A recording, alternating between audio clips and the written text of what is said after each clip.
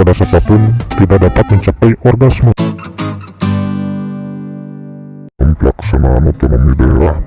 Keuangan daerah merupakan instrumen untuk mensejahterakan masyarakat daerah. Meski pada kenyataannya harus diakui, rata-rata APBD di beberapa daerah tersandra oleh beban belanja pegawai birokrasi daerah. Sisi lain, ruang fiskal yang dapat dipergunakan untuk kesejahteraan masyarakat sangat terbatas. Taxing power pemerintah daerah juga masih bersifat closed service. Perlukan kreativitas. Dibutuhkan inovasi seorang kepala daerah dalam menggenjot peningkatan PAD. Maka lagi-lagi peranan non-eksekutif diperlukan untuk peduli dalam hal perumusan APBD, sehingga APBD benar-benar mengandung prinsip efektif dan efisien. Masyarakat sebagai pemegang daulat atas APBD sangat berhak untuk terlibat untuk menentukan arah kebijakan APBD. Banyak orang bicara di warung-warung, di medsos menyoal APBD ini. Ini sebenarnya benih yang baik, mereka sudah peduli. Namun terkadang sepedas apapun tidak dapat mencapai orgasme, karena setiap konteks apapun rata-rata begitu. Itu antara lain karena akibat sibuknya membuat cover.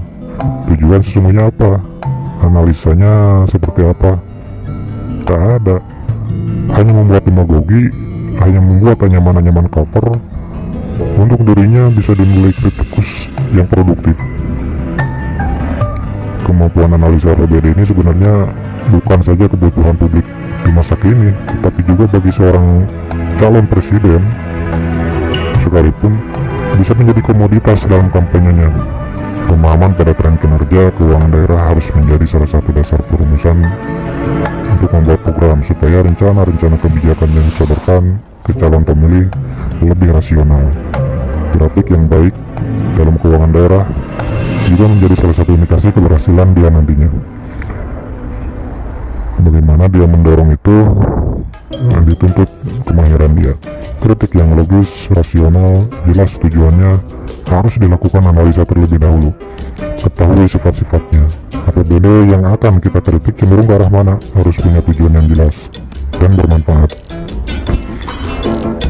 Nah, saudara-saudara, menurut saya derajat kemandirian keuangan daerah adalah salah satu ukuran percepatan pembangunan di suatu daerah. Analisis rasio keuangan dapat digunakan sebagai tolak ukur dalam menilai kinerja keuangan daerah. Analisis setidaknya bisa menyimpulkan apakah derajat desentralisasi keuangannya sangat baik, cukup, sedang atau kurang. Berangkatnya dari angka berapa rasio kemandirian keuangan daerah, berapa persen ketergantungannya pada fiskal pusat dalam pembiayaan pembangunan di daerahnya. Semakin tinggi rasio derajat desentralisasi fiskal, maka semakin tinggi pula kemampuan keuangan daerah dalam mewujudkan otonomi di daerahnya. Perlu diketahui ada beberapa skema dalam penyusunan APBD, yaitu sistem defisit, surplus, berimbang, atau dinamis. Semua bisa digunakan karena memiliki karakteristik masing-masing, ada keuntungan sekaligus ada kelemahannya.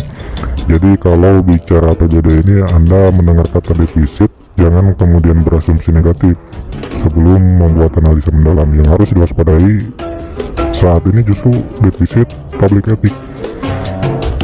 Kondisi keuangan daerah dijadikan komoditas politik oleh politikus lokal dengan membuat opini publik yang tidak logis dengan tujuan negatif. Nah, barangkali ini bisa menjadi inspirasi dalam membuat analisa APBD. Modal atau bahan yang harus disiapkan saat membuat analisa APBD setidaknya adalah dokumen APBD selama 3 tahun terakhir, meliputi realisasi APBD, APBD perubahan, dan APBD murni, dan dokumen perencanaan pembangunan. Ini bisa kita akses ke Sekda, ke Bapeda, dan masing-masing OPD atau ke Banggar DPRD. Biasanya juga tidak mudah ya kalau meminta data-data tersebut. Analisa kita setidaknya nanti bisa melihat kelompok masyarakat mana yang paling terbebani oleh kebijakan, ke arah mana kebijakan anggaran, apakah alokasi belanja daerah sudah dalam prinsip prioritas. Silakan buat rekomendasi realokasi anggaran jika dirasa perlu mengalihkan kepada program yang lebih bermanfaat.